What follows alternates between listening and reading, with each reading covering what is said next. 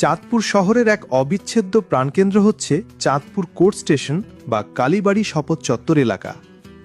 এই কালীবাড়ি নামটা চাঁদপুরে এমন কেউ নেই যে শোনেনি বা যে জানে না।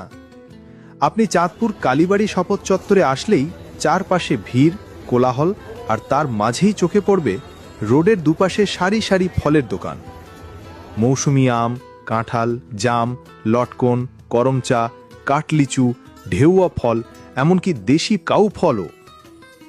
প্রাকৃতিক এই উপহারগুলো যেন এক একটা রঙিন গল্প হয়ে ছড়িয়ে আছে এই ছোট্ট জায়গাটায়।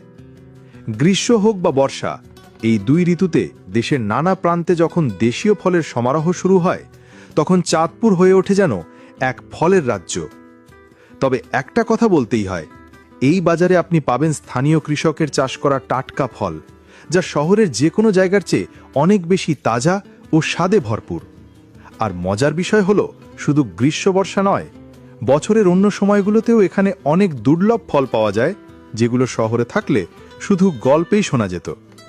তাই আপনি যদি কখনো আসেন চাঁদপুরে, কালীবাড়ি শপথ চত্বরে একটু সময় নিয়ে দাঁড়ান, চারপাশের ফলের রং, মানুষের মুখের হাসি আর পরিবেশের প্রাণময়তা দেখে আপনার মন বলে উঠবে, হ্যাঁ, এখান থেকে বাসায় কিছু নিয়ে যেতেই হবে। চাঁদপুর কালীবাড়ি শপথ চত্বর এলাকা থেকে আপনাদের সাথে ছিল চাঁদপুর এন্টারটেনমেন্ট ফেসবুক পেজ।